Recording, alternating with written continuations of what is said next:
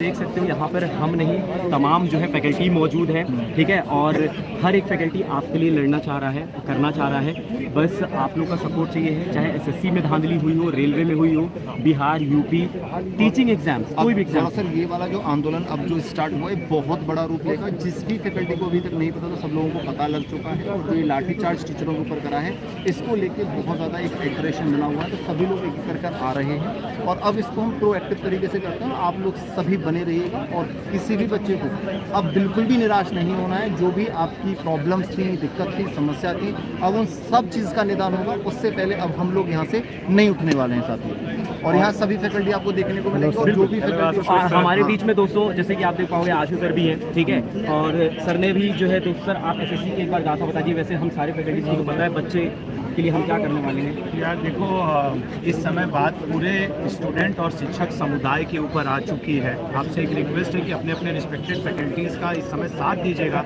क्योंकि आपके लिए इस उमस में, इस बारिश में, इस पुलिस की लाठी चार्ज में भी बिल्कुल सच कहा जाए तो हम लोग खड़े हैं। कुछ लोग इवन गिरफ्तार हो चुके हैं, कुछ जो बचे हैं अभी भी मोर्चा संभाले हुए हैं। हम लोग उस हद तक लड़ेंगे जब तक एसएससी अपने अंदर सुधार नहीं ला लेता। लेकिन हाँ, आप भी वादा करो कि सब लोगों से पढ़कर सिलेक्शन तब तक जरूर ले लोगे जब तक कि हम लोग गर्व से न कर दें कि ये मेरा स्टूडेंट है। तो सिस्टम को हम सुधारेंगे, पढ़ेंगे।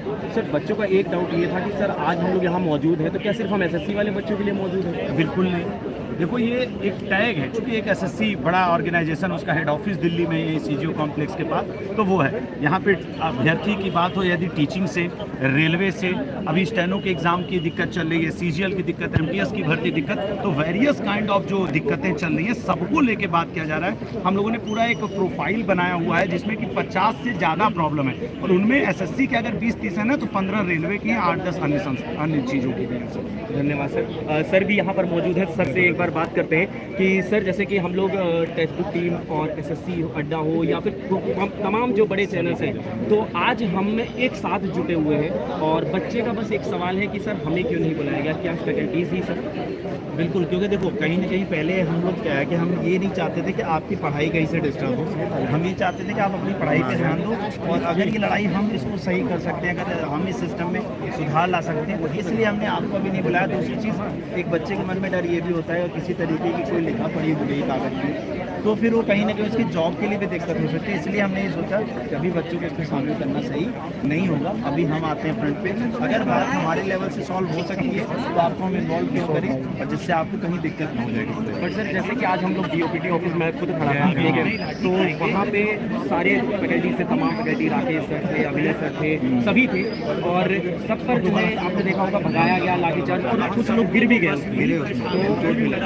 हम ये कहना चाहते हैं कि जैसे हमारे साथ ऐसा हो रहा है तो क्या बच्चों के साथ और भी बुरा होगा? बच्चे ज़्यादा झुंड में भागेंगे तो उसमें ही ज़्यादा हो सकता है। इसीलिए हम लोगों ने अभी बच्चों को करा है कि किसी तरीके की अनबनी न हो जाए, किसी तरीके का प्रॉब्लम हो किसी बच्चे को तो उसका जिम्मेदार कौन हो। इसलिए अभी हम लोगों ने बच्चों को इसको दूर रखा है इससे। अगर हमें लगेगा कि चीज़ें नहीं समझ रही हैं, नहीं संभल रही हैं, तो हम लोग ज़रूर आपको बुलाएंगे और आपको आना पड़ेगा, क्योंकि कहीं ना कहीं ये मुहिम आपकी है लेकिन लड़ अभी हम रहे हैं। जब तक हमारे सोच सकते हैं हम लड़ेंगे, जब आपकी जरूरत पड़ेगी हम आपको जरूर आओगे।